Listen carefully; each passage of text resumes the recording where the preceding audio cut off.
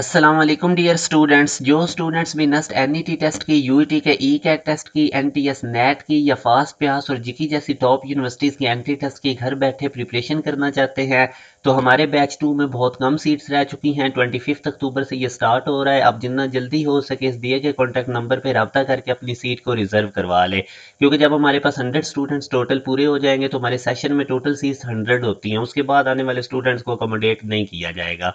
जैसा कि मैंने एक सीरीज स्टार्ट की हुई है, मैं यूनिवर्सिटी के पास पेपर के एमसीक्यूज आप लोगों से डिस्कस करता हूँ। आज का जो क्वेश्चन मैं आपसे डिस्कस कर रहा हूँ ये एक कम्प्लेक्स नंबर है। इसके इनवर्स को बताना है कि ये किस क्वाड्रेंट में लाई करता है, ये वाला। तो अब इसके लिए आप लोगों ने एक चीज याद रखनी है, बजाय इसके कि आप लोग इसका इनवर्स कैलकुलेट करें उसके बाद ए प्लस आयोटा बी का फॉर्मेट बना के फिर आप चेक करें। आप लोगों ने याद रखना है इनवर्स और जो भी किसी कम्प्लेक्स नंबर का इनवर्स और उसका जो कॉन्जुगेट होता है वो उनका क्वाड्रेंट सेम होता है। अब फॉर एग्जांपल ये आपके पास एक कम्प्लेक्स नंबर है 2 × 3 रूट, तो इसको कम्प्लेक्स नंबर के फॉर्मेट में लिखें 2 + 3 रूट आयोटा। अब इसका आप लोग सिंपल कॉन्जुगेट निकाल लें। कॉन्जुगेट कैसे निकालते हैं? इमेजिनरी पार्ट का साइन चेंज कर देते हैं। तो अब आप देखें, इमेजिनरी पार्ट नेगेटिव है, रियल पार्ट पॉजिटिव है, तो ये फोर्थ क्वाड्रेंट में है, तो यूं हमारे पास जो इसका क्वाड्रेंट बनेगा वो फोर्थ है। तो ये तरीकाकार होता है जब भी वो आपसे इनवर्स का कम्प्लेक्स नंबर के इनवर्स का अगर क्वाड्रेंट पूछता है तो आप सिंपल उसका कॉन्जुगेट निकालें और चेक कर लें। अब ये भी एक क्वेश्चन है, ये भी काफ़ी दफ़ा है, इसको सिंप्लीफाई करना है तो ज़रा इसमें बच्चों को कन्फ्यूजन हो जाती है। तो ये देखें, जब भी इस टाइप का क्वेश्चन होना तो देखा करें कोई चीज़ कॉमन तो नहीं निकल रही।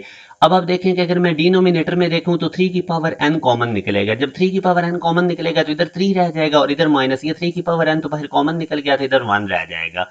अब 3 - 1 अगर मैं करूं तो 2 रह जाएगा, 2 4 को कट कर जाएगा और 3 की पावर n से कटेगा तो 2 4 2 हमारे पास आंसर आ जाएगा जो कि सी ऑप्शन में है।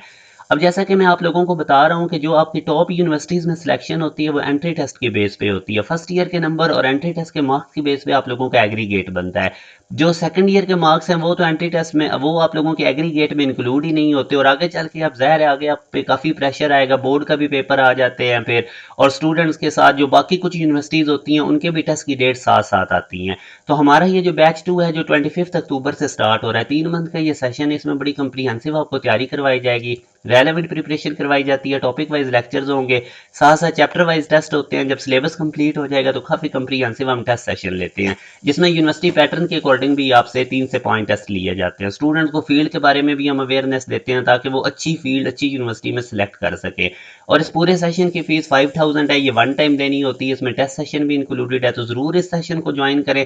अभी 3 मंथ आप लगाएंगे तो 10 टॉप यूनिवर्सिटीज़ के एंट्री टेस्ट के लिए प्रिपेयर हो जाएंगे। आगे चल के बोर्ड का भी प्रेशर होगा, यूनिवर्सिटीज़ के टेस्ट की डेट्स भी साथ साथ आ जाती है, तो स्टूडेंट्स को प्रॉपर वे से मैनेज करने में फिर आगे चल के बहुत मुश्किल होती है। तो हमारे इस बैच 2 में थोड़ी सी सीट्स रह चुकी हैं। जो बच्चे भी टॉप 10 यूनिवर्सिटीज़ के एंट्री टेस्ट की तैयारी करना चाहते हैं घर बैठे वो जितना जल्दी हो सके अपनी सीट को रिजर्व करवा लें। अपना ख्याल रखिएगा। अल्लाह हाफिज़।